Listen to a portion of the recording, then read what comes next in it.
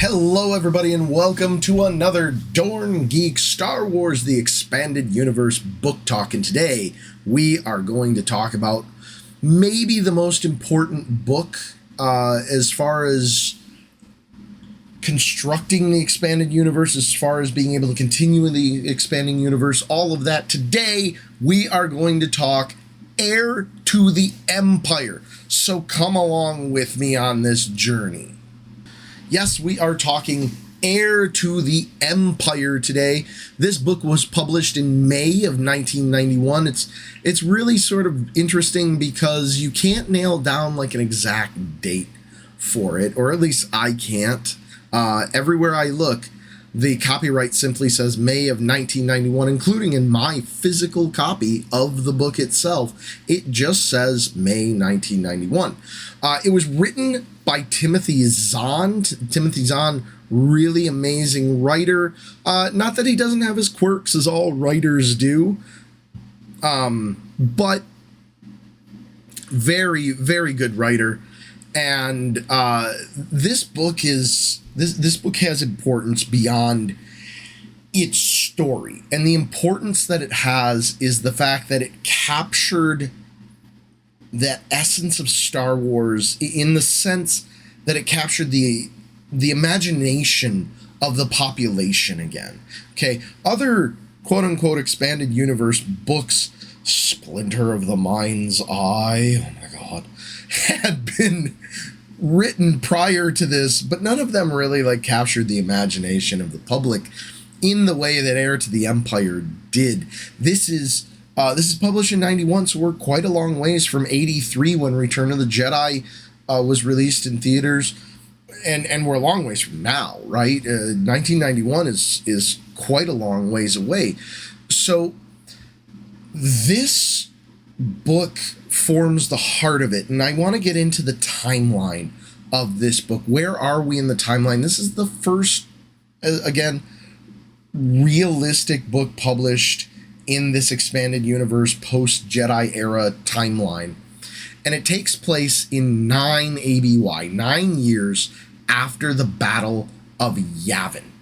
We need to expand on that a little bit. That's 9 years after the death of Tarkin, 9 years after blowing up the first Death Star. It's 5 years after Return of the Jedi, so we've skipped 5 years somewhere in there.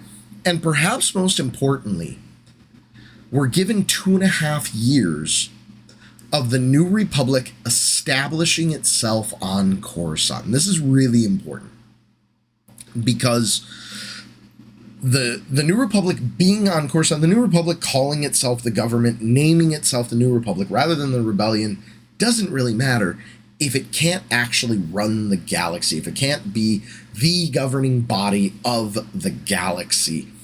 And so being on Coruscant is what you have to do that. It's part of the symbolism of that whole thing. Let's look at the ages of our heroes in this book. Luke and Leia Skywalker, the Skywalker twins, they are 28 years old. 28 years old. Oh, they were 19 when we met them in A New Hope, and now they're 28. I still love that. They have that young feel to them, but they're 28 now. Han Solo is 38 years old in this book.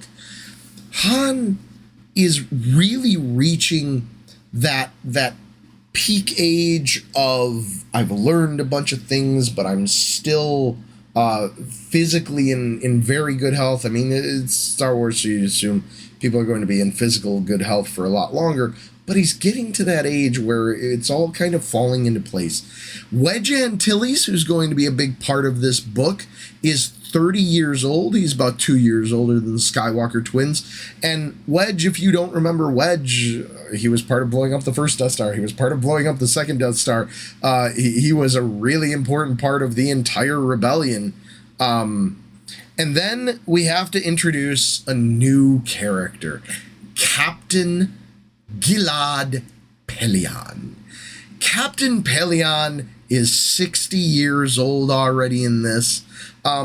You're going to find that the timeline is a little bit weird because this was published long before the prequels, so we didn't know how long the Clone Wars had gone on, when the establishment of the Empire was, and stuff like that. Just something to be aware of.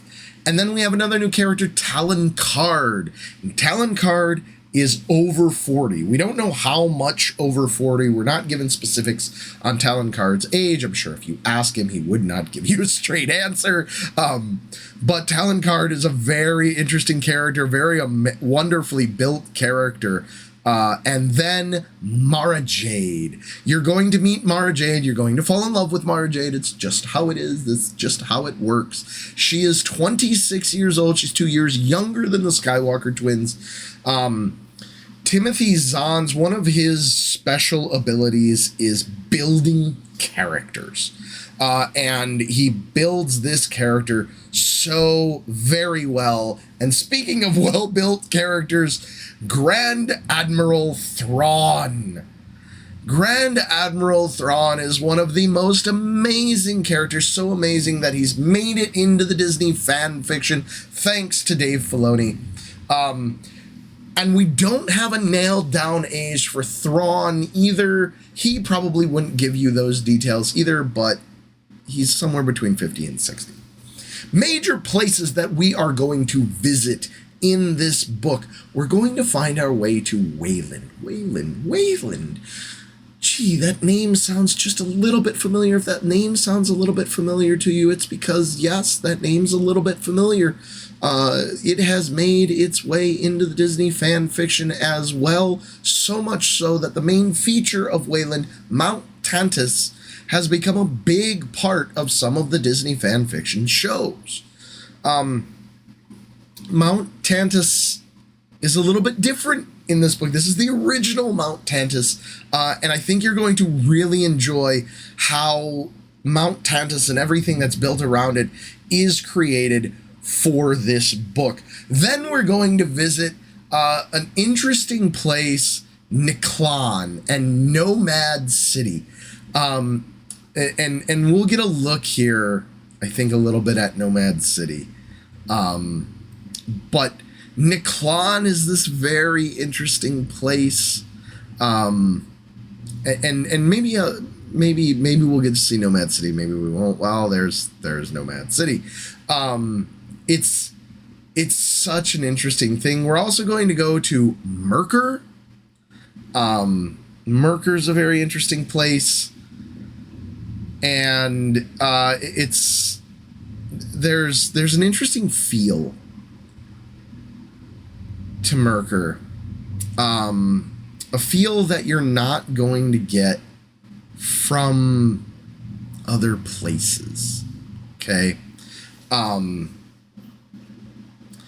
Merkur is going to introduce us to some amazing ideas, and the ideas that Zahn introduces through Merkur just gives you a little more. That's all I'll say about it. It gives you more. It adds on in a really wonderful way.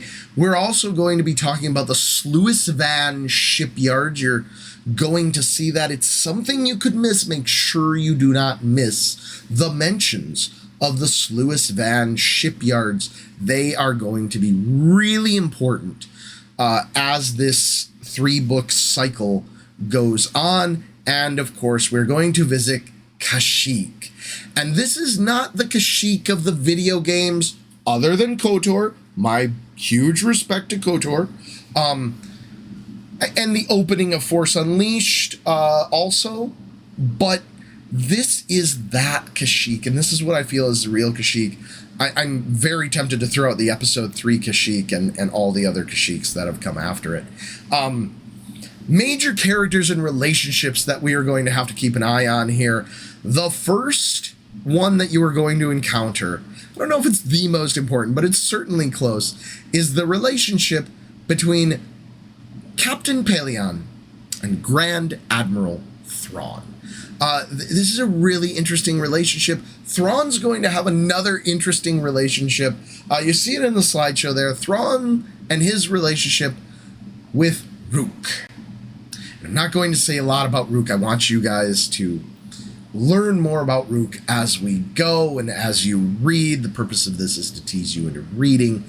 So I'll just say the relationship between Thrawn and Rook is interesting. And then the relationship between a Bothan, yes, that's a Bothan, Borsk Felia, and Admiral Akbar. We know Admiral Akbar, of course, from our time in Return of the Jedi, but we don't know Borsk Felia. We heard about the Bothans, but this is the first time the Bothan is going to really get into it, and their relationship is very interesting. And then Leia Organa Solo. Sorry if I'm ruining that for people, but you're going to learn about it in the first few pages. Anyways, it's not that big of a spoiler. And Winter. Leia and Winter have a really interesting history together, and you'll get to meet them and learn about that relationship. Talon Card and Mara Jade have a very, I keep saying interesting, but I don't know what else word to use.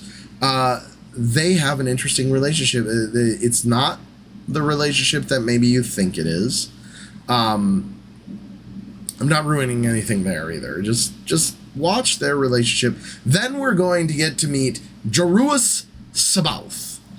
If you go to the audiobooks, the modern audiobooks, they will pronounce it Sabaoth. I am not a big fan of that pronunciation, so I will pronounce it Sabaoth. And his relationship with Grand Admiral Thrawn. And you'll see that relationship develop over the time that we have in this book.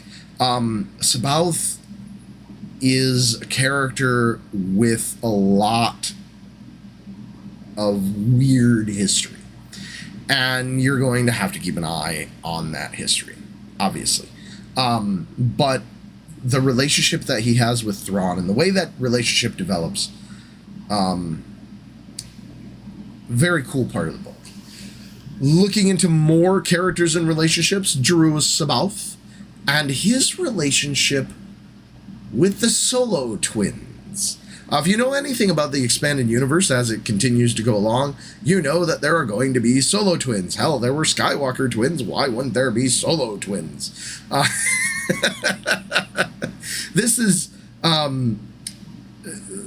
relationship that is different. I'll just say that.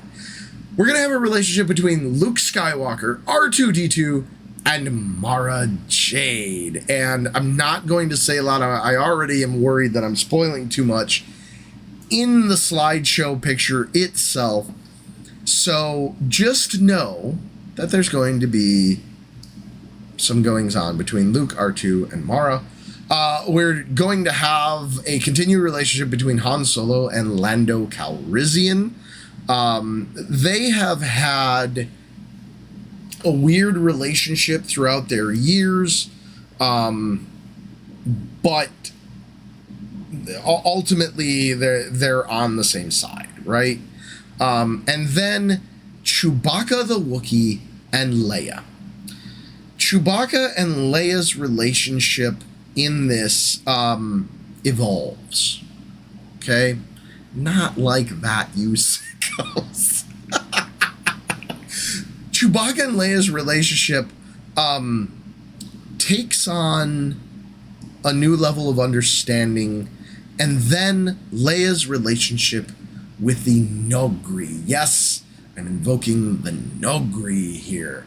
A new race that we're going to get to meet, and they have, my goodness, how do you even begin to try and describe the relationship that the Noghri have with Leia? I don't think I will. I think I will let you read about it.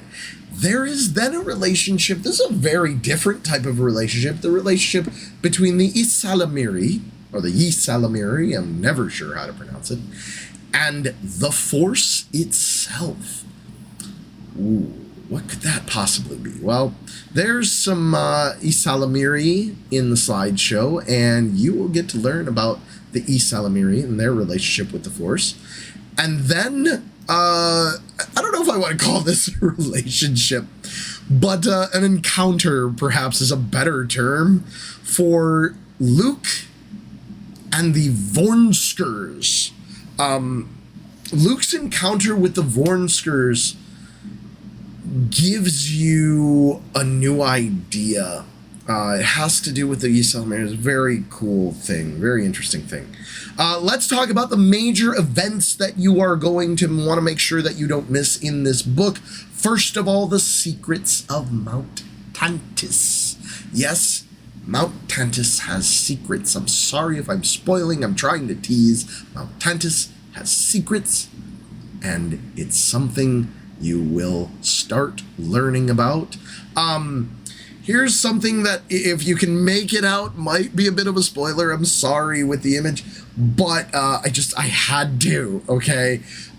Thrawn's approach to things, and the way he's going to use the secrets of Mount Tantis is really brilliant. And Thrawn's approach really to everything, his tactics for everything. This is going to be one of the, for most readers at least, one of the most wonderful parts about reading this book is Grand Admiral Thrawn's approach to things, his brilliance for things, his tactics, just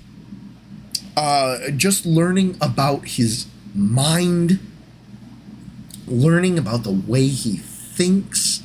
Broad, I'm supposed to be talking about major events, but just understanding Thrawn's process is in itself, in a lot of ways, a major event.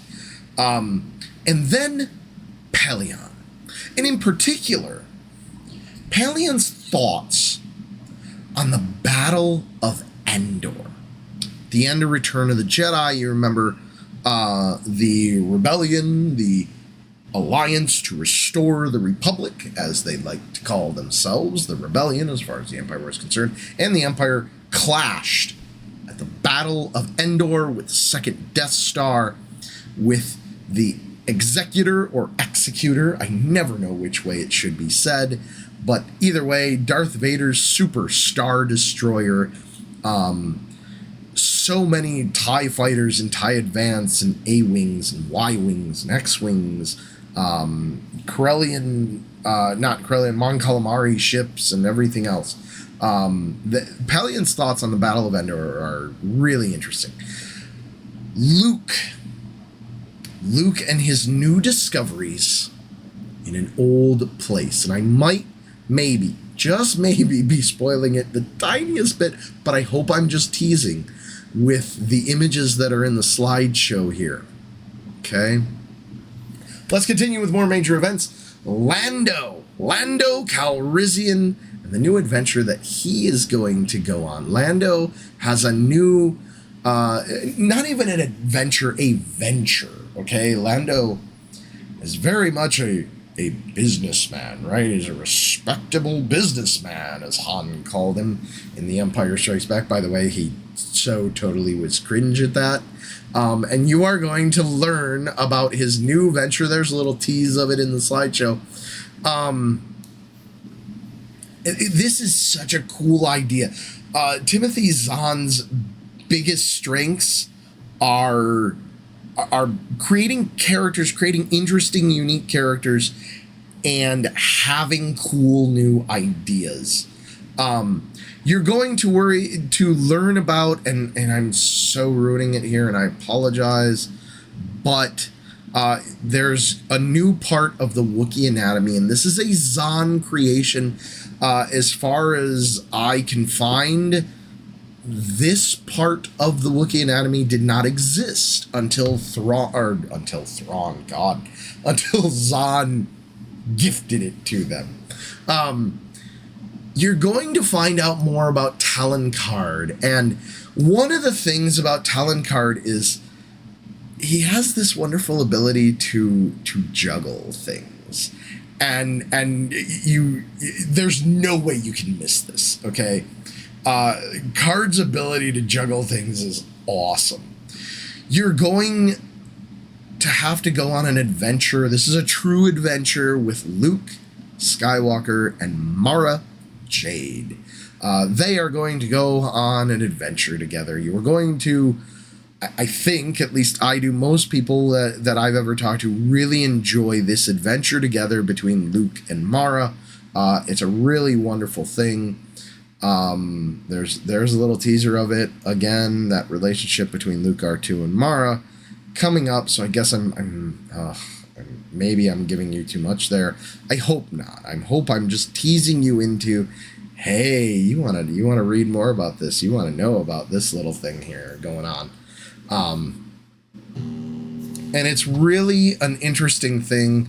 And then I told you there's going to be a relationship to watch out for between Han and Lando.